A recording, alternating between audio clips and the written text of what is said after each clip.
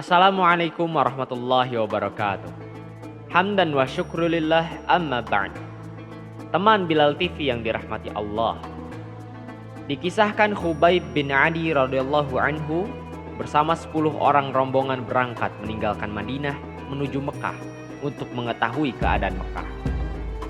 Rombongan ini dipimpin oleh Asim bin Thabit radhiyallahu anhu sampai tiba di suatu tempat yang sudah dekat ke Mekah bernama Al-Had'ah. Berita sampainya rombongan itu pun kemudian sampai kepada kaum musyrikin Quraisy. Teman-teman sekalian, inilah kisah Khubayb bin Adi radhiyallahu anhu yang rela disalib dan mati syahid demi membela Rasulullah sallallahu alaihi wasallam.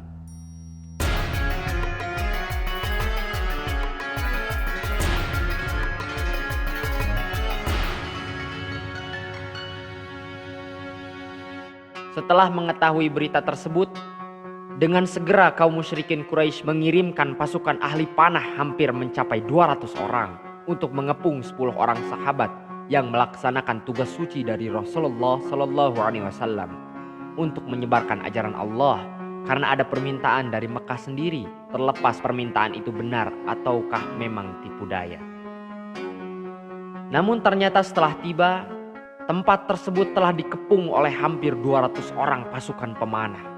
Asim sebagai pemimpin yang diangkat Rasulullah memutuskan untuk segera naik ke bukit. Maka naiklah semuanya ke bukit tersebut. 200 orang pengepung dari kaum kafir Quraisy berseru, "Turunlah kalian, kami tidak akan mengganggu kalian kalau kalian mau berdamai dengan kami. Kalau kalian hendak berunding dengan kami, turunlah kalian." 10 orang menunggu keputusan pemimpinnya, yaitu Asim bin Thabit radhiyallahu anhu. Ia menegaskan, "Aku tidak mungkin turun untuk bernaung di bawah ketiak orang kafir." Mendengar kalimat tersebut, Asim bin Thabit pun menjadi sasaran utama serangan panah yang dilontarkan oleh musyrikin Quraisy. Ketika itu pula ia mendapatkan kedudukan yang sangat mulia di hadapan Allah sebagai syahid yang pertama dari 10 orang. Kaum kafir Quraisy menunggu kaum muslimin yang lain untuk turun. Namun tidak ada sahutan karena mereka lebih memilih ikut pemimpinnya. Maka satu persatu mereka ditembak dengan panah dan berjatuhanlah 7 orang meninggal pada waktu yang sama. Disisakan 3 orang, yaitu Khubayb bin Adi, Zaid bin Dathinah, dan Abdullah bin Tariq radhiyallahu anhum. Disisakan oleh mereka 3 orang supaya mereka turun. Maka mulailah mereka turun. Ketika mereka bertiga telah turun dan sudah bertemu dengan pasukan kaum kafir Quraisy, ternyata mereka serentak meringkusnya. Abdullah memberontak hingga akhirnya ia dibunuh dan meninggal pada waktu itu. Tinggal 2 orang, Khubayb bin Adi dan Zaid bin Dathinah. Maka dibawalah mereka berdua ke Mekah.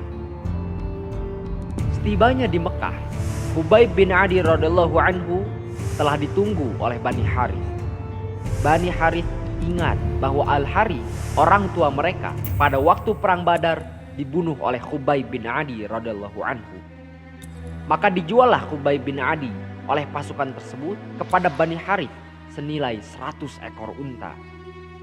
Setelahnya Bani Harith merasa akan punya kesempatan untuk membalas dendam kepada Khubayb bin Adi. Maka ia pun dijadikan tawanan. Ia ditahan dalam sel besi yang tidak bisa keluar sama sekali dan kakinya diikat. Diupayakan oleh Bani Harith supaya Khubayb betul-betul tersiksa dalam sel tanpa diberi makanan dan minuman agar ia menderita kelaparan dan kehausan. Ketika seorang wanita dari Bani Harith menjenguk Khubayb bin Adi, mereka sempat bertatap muka. Khubayb bin Adi radhiyallahu anhu meminta kepada wanita itu sebuah pisau untuk membersihkan dirinya, karena dia sudah yakin tidak lama lagi akan dihukum mati. Maka wanita itu pun memberinya pisau. Tanpa disengaja, anak si wanita tersebut mendekat kepada Khubayb bin Adi dan sampai anaknya berada di pangkuan Khubayb bin Adi. Sementara Khubayb sedang memegang pisau. Ibunya terkejut, ketakutan. Khubayb berkata, "Apa kau merasa takut ketika anakmu hendak aku bunuh? Aku tidak akan melakukan hal itu. karena aku hanya ingin menyayangi anakmu." Sampai wanita tersebut berkata, "Aku tidak pernah menemukan orang sebaik ini." Khubaib didatangi oleh Bani Harith. Dilontarkan kepadanya ancaman yang sangat berat. Bani Harith berkata, "Wahai Khubaib, tidak lama lagi engkau akan mendapatkan siksa yang sangat berat yang tidak pernah dikenal dalam sejarah Arab." "Siksaan apa yang akan engkau timpakan kepadaku?" tanya Khubaib. "Engkau akan disalib dan telah kami siapkan tiang salib untukmu," jawab Bani Harith. Maka setelah itu Khubaib bin Adi merasa bahwa ia mendapatkan kesempatan untuk meraih kedudukan yang sangat mulia di hadapan Allah, yakni kesempatan untuk mati syahid. Tanpa rasa takut, terlihat pada wajah Khubaib bin Adi keceriaan dan kebahagiaan.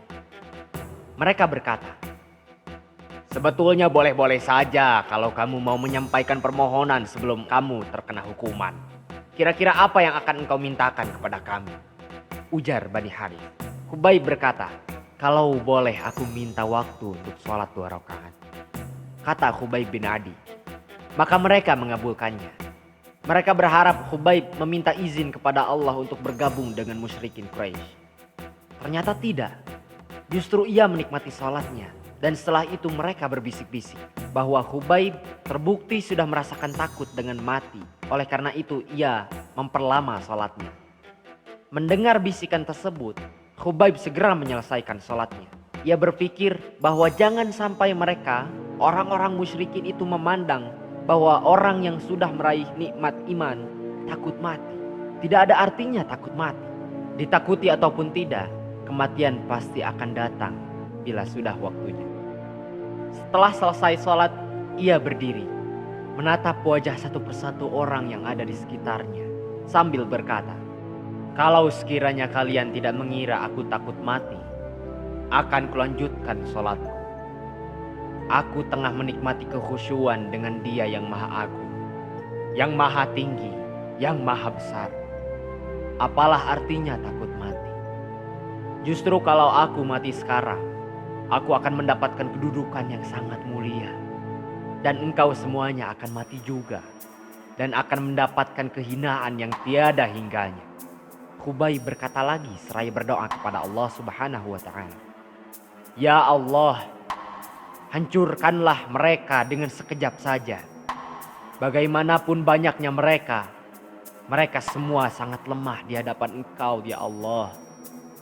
Mendengar kalimat itu, Bani Harith sudah semakin meningkat kemarahannya. Maka dibawalah Khubaib bin Adi ke tempat di mana ia akan disalib. Bani Harith berseru, "Engkau akan menderita di salib ini."